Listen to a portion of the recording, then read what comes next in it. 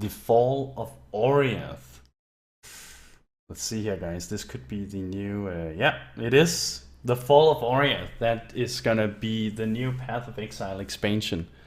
And we're gonna go over the details now, see what it's about, and then I'll probably talk more in detail about the specifics if there is anything to touch upon in another video or something like that. But Fall of Oriath, let's watch the trailer together here. Start by doing that, and then we'll check the details.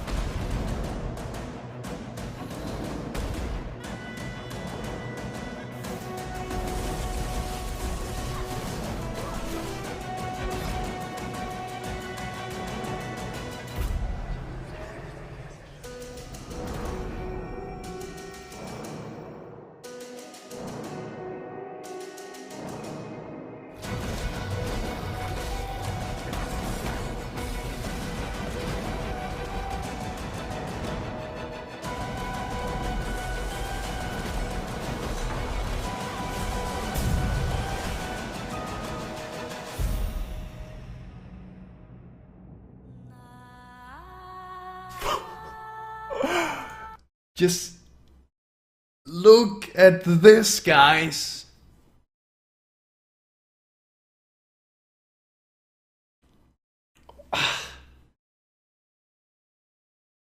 Minds are blown here, man.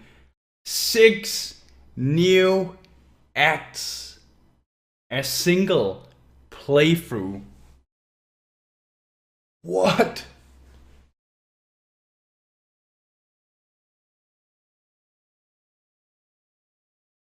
Okay, let's check this out here. Act 5, The Fall of Oriath. Atop the frozen peaks of Mount Verusa lies a way to return home, but the death of Dominus has left Oriath in turmoil. Caught amidst the slaves revolting against their Templar oppressors, you are all that stands between the innocent lives trapped in Oriath, the divine wrath of High Templar Avarius.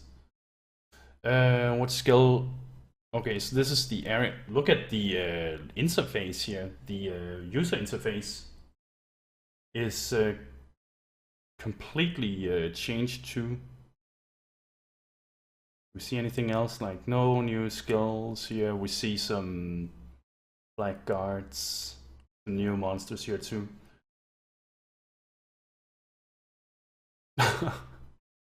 Now this guy looks like he knows how to party. Look at this. Oh man. This is gonna be an interesting area. And then we have... yeah, I have no idea what we have here. Could this be the boss? Could that be High Templar Avarius? Oh, who knows? Part 2, The Gods Are Rising. Your triumph over the beast has had unforeseen consequences. The dormant guards of Wraeclast, once suppressed by the beast, have regained their divine powers. In Part 2, a set of 5 new acts, you will weave through both new and recognizable locations throughout Wraeclast. Witness the results of your past deeds and even confront the gods themselves. Okay. This is Act 2, guys. This is where you fight Kraden. Look at this. It now looks like it is inhabited by someone, and the area is called the Broken Bridge. I guess it's the not so broken bridge anymore. Okay. Then we have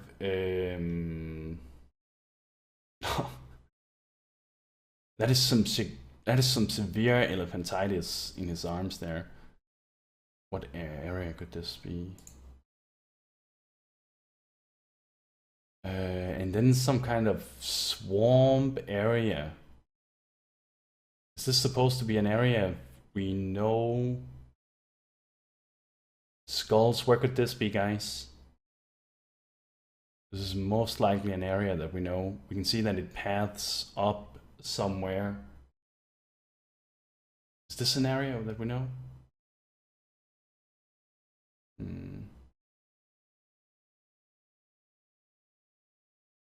Alira. Yeah, it's the, yeah, true. She has these, this could be the Dark Forest, I guess, somewhere in the Dark Forest. Are there places in the Dark Forest that lead somewhere we haven't seen? Yeah, this could be some Alira stuff, but it could also be, yeah, it does have some comb stuff over it too with the totems. Okay. Act 6. The Rising Tide. The Brine King, god of the seas, is expanding his domain. Every border is being redrawn. Come to the aid of familiar allies before his relentless tides wash away all hope. Okay. Screenshot here. We have water.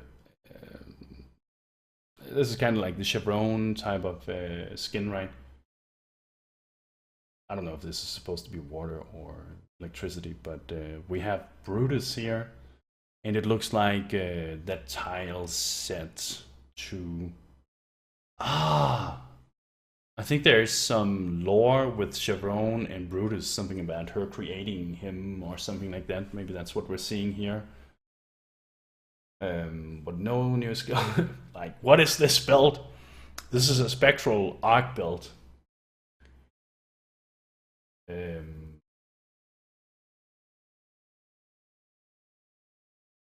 We have... This guy is wearing Aberrath's hooves. They are still the best way of leveling in the game, apparently. What is this here? No new skills. This looks normal, but I'm not sure where this area could be.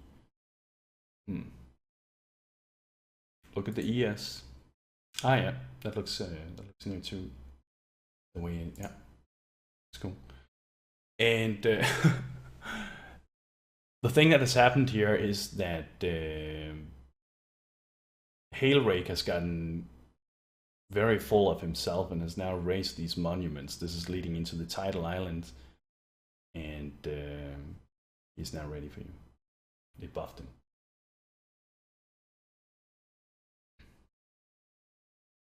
Let's see here. Act 7, Lord and Legion. Ancient wall ruins have risen from the depths amidst the chaos. The bandit tribes have united under one banner and have stormed the forest encampment. Reclaim the homes of your allies and discover the secrets that lay beneath the ruins. Let me just see, Reginald. Adding 6 new acts to the game might sound like an ambitious process, but here is how it's actually going to work. Once a player completes Act 5, they will be sent on a mission back to the beginning of the game. This might sound familiar, but there's going to be a major twist. Instead of simply recycling old content, however, the landscape will be permanently changed as a result of what the player accomplished on their first playthrough of Acts 1 through 5. Okay. That's interesting.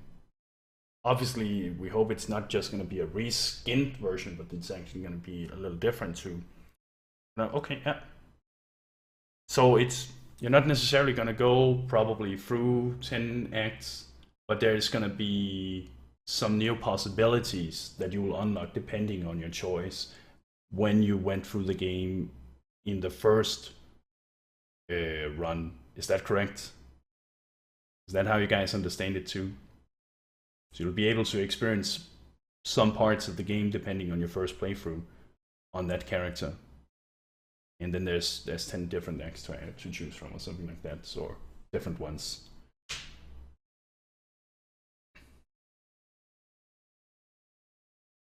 Let's see here. Oh, did we check a look? We didn't see this. Let's check the screenshots here. This uses Blast Rain. This looks like a really cool new area. I like this style here. It reminds me of World of Warcraft, the Naga area. Okay. What are we seeing here? Is this... What is the skill here? Is this shrapnel shot that he's using maybe? I think it is. But new gear. Where could this be? This looks familiar. Then we have this part here. Oh, this looks really cool. This looks really cool. Now, what are we seeing? Oh, this is Fidelitas we're seeing up here. I guess this is actually... I guess this could be the same quest, but in a different layout now. Maybe.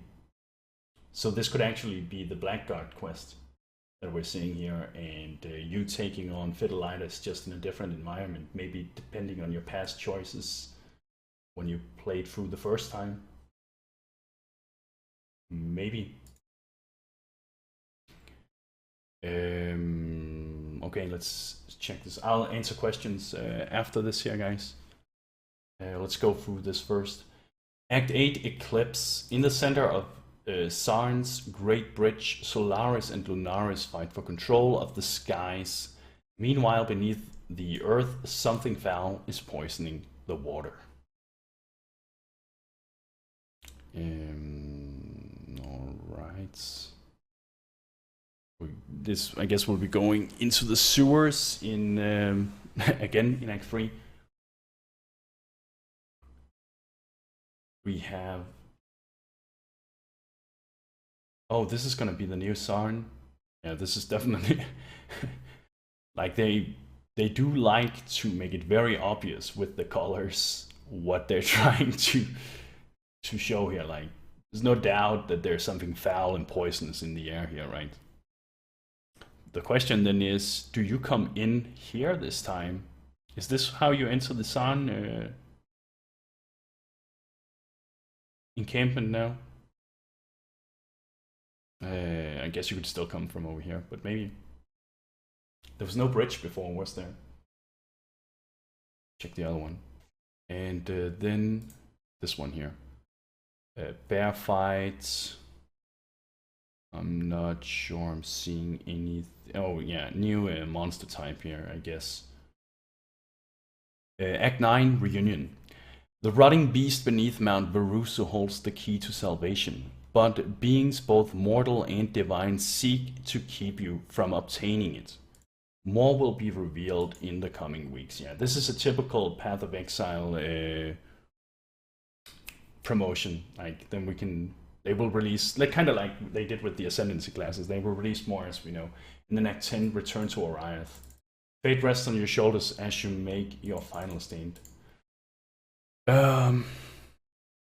Claim the power of the gods. The Pantheon system allows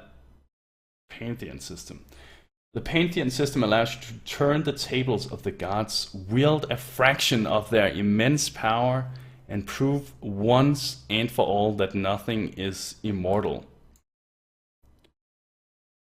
I'm a little scared with this here, guys. Pantheon powers grant you defensive bonuses and can be swapped in town with no cost, allowing you to tailor your choices to the challenge you're facing. Okay. So this is the Pantheon user interface. 5% reduced damage taken from damage over time. Soul of Akali. 25% increased recovery of life. Stop taking damage over time. Oh, if you've stopped taking damage. Defeat of the goddess, defeat Nar. So if you defeat these things here, then you unlock these bonuses. Chaos resistance against damage over time, reduced bleeding damage taken while moving, and 10% increased movement speed while I'm burning around. Okay. This doesn't sound like too game breaking. Soul of Tukuhama. While stationary, gain 1% additional physical damage. Reduction each second up to a maximum of 8. And if you defeat Tor, Towering Ancient, you will gain, while stationary, 0.5 of life regeneration per second, each second up to a maximum of 2. Okay. Okay. And the final one here. Oh, this is just the overlay, I guess.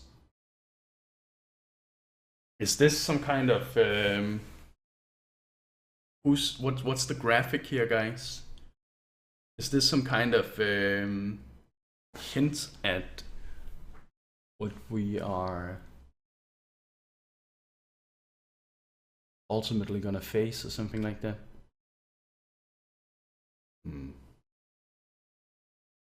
Interesting. Claim the power of the gods. Okay, so let's see here. Skills, items, and improvements. The Fall of Oriath is our largest content expansion ever. They say that every single time. It includes new skill gems, unique items, and much more. We'll reveal full details over the coming weeks. Well, that's nice. That is nice. Timeline, February 14th, that's today. This is the announcement. February 16th, Legacy League content update 2.6. We're gonna get that in 2 days. March the 3rd, Legacy League starts. Legacy League.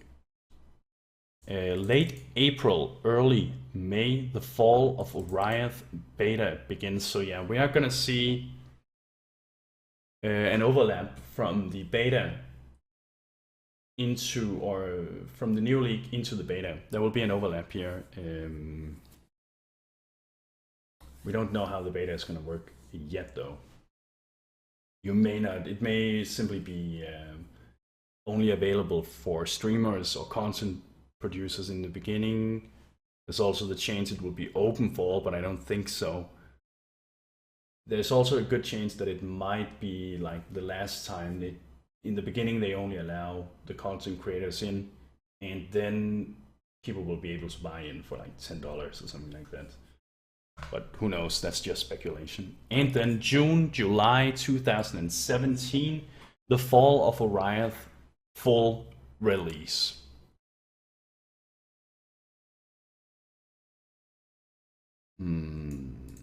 What is the Fall of Oriath? At the end of Act 4, you've killed all of your immediate enemies, and it seems you've finally outgrown Rayclast. In search of new adventure, you climb a nearby mountain and enter the familiar town of Highgate. It is here you'll find a way to transport back to an island from which you were once exiled. That's right, you're going home to Oriath. So the place, yeah, we were exiled from. Excellent. We're not gonna watch these right now. You'll battle adversaries in extravagant ballrooms with golden finishings. You'll fight against enemies you've never faced before, some of which have impressive looking capes. That's a weird...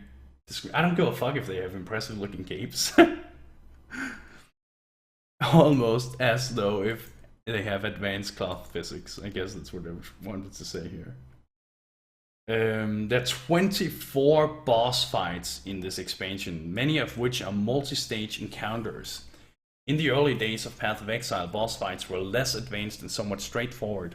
Now the game's development team has grown, and you can expect arena-like battles with more advanced mechanics. Let's just quickly take a look at this here.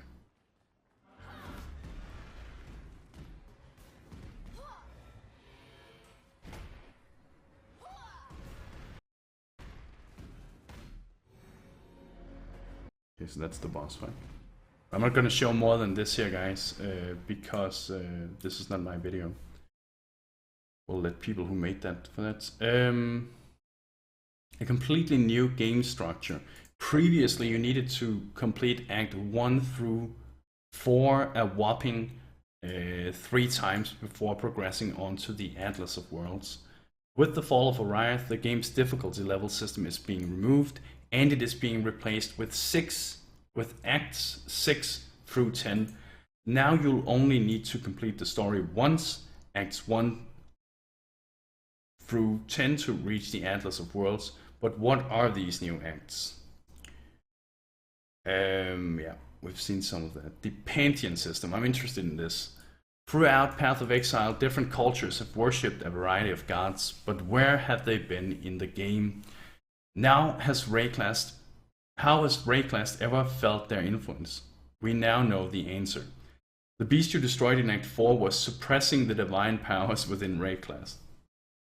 With its demise, the power of the gods is once again present in the world, and you will actually encounter these gods in part 2. But if you assumed they'd be benevolent, you assumed wrong. Yeah, I don't think anyone assumed that, to be honest. The game's new Pantheon system allows you to claim the power of these gods. You can have 1 major god power and 1 minor god power activated at a time. You can see in the image above there are 4 major gods and 12 minor gods represented by the circles. Okay. Interesting. So if we zoom here, god damn it. These are the gods, minor gods. Okay. Let's see, where were we?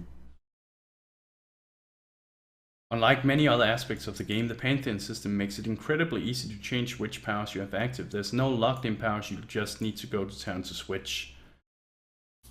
The powers you receive from the guards aren't immensely game-changing, but they're enough to make a difference in difficult encounters. For instance, the power shown above, Soul of the Brine King, will be quite useful when chain stuns or chain freezing is expected. Oh, there's info about the Legacy Challenge League, or... Shit. Is this supposed to be released now?